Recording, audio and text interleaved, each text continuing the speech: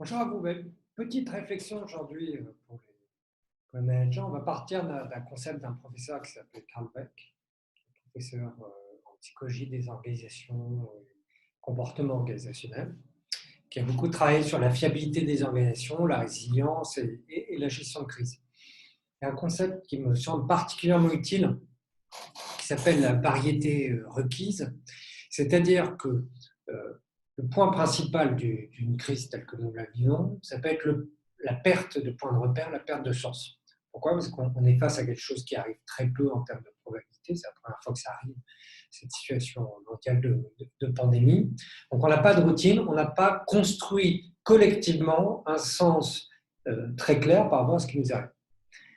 Il y a deux possibilités. Première possibilité, on va essayer d'éliminer un maximum le dialogue et finalement les conversations possibles dans les organisations autour du sens de ce qui arrive.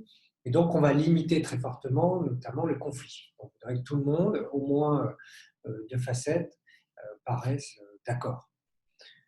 Ça a l'avantage de mettre de la cohérence, mais ça peut avoir l'inconvénient que tout le monde pense de la même manière, et donc on n'aura pas cette variété de représentations qui peuvent permettre, y compris sur le diagnostic de la situation, de pouvoir faire face rapidement à des situations qui seraient justement de l'ordre de l'impensé, de quelque chose qui est complexe. Plus on a des personnes qui pensent différemment, plus on va être capable d'avoir cette flexibilité mentale qui permet de pouvoir orienter les plans d'action en fonction des situations. Deuxième possibilité, on va essayer de renforcer au contraire le dialogue, les conversations. On va renforcer cette diversité, on pourrait dire, cognitive de représentation qui va permettre finalement de pouvoir mieux se préparer à les éventualités qui peuvent arriver. La résilience, ça peut être défini comme la capacité à pouvoir rebondir face à une situation d'adversité. Ça peut être aussi défini comme la capacité à l'éviter. Pourquoi? Parce qu'on est mieux préparé mentalement, on a cette flexibilité collective qui permet une agilité de pouvoir orienter ses réponses. Donc, pourquoi je vous dis ça? Il est très important d'éviter le mode super-héros dans les organisations où vous auriez uniquement un comité de pilotage très restreint de décisionnaires qui vont réfléchir pour tout le monde. Ce qui va être très important, c'est qu'il y ait effectivement un cadre qui soit donné par les décisionnaires, justement, mais qu'à l'intérieur de ce cadre, il puisse y avoir des discussions, on puisse maintenir de la diversité. On ne sait pas exactement ce qui va se passer par la suite.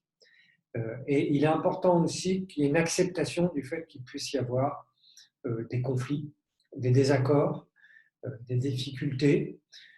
Et c'est normal, c'est plutôt une chose saine.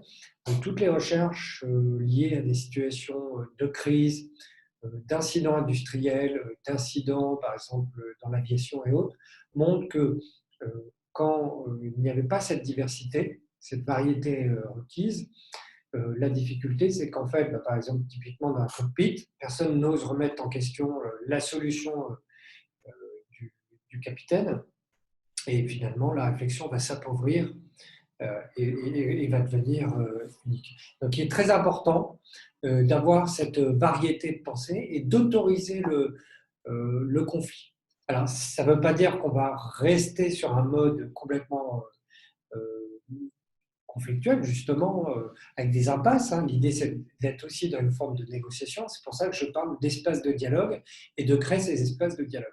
On a beaucoup de managers qui sont aujourd'hui très centrés sur l'opérationnel, qui ont, les 10, 15 derniers jours, été beaucoup happés sur l'opérationnel. Attention à pouvoir remettre des espaces de dialogue dans lesquels on construit du sens en collectif.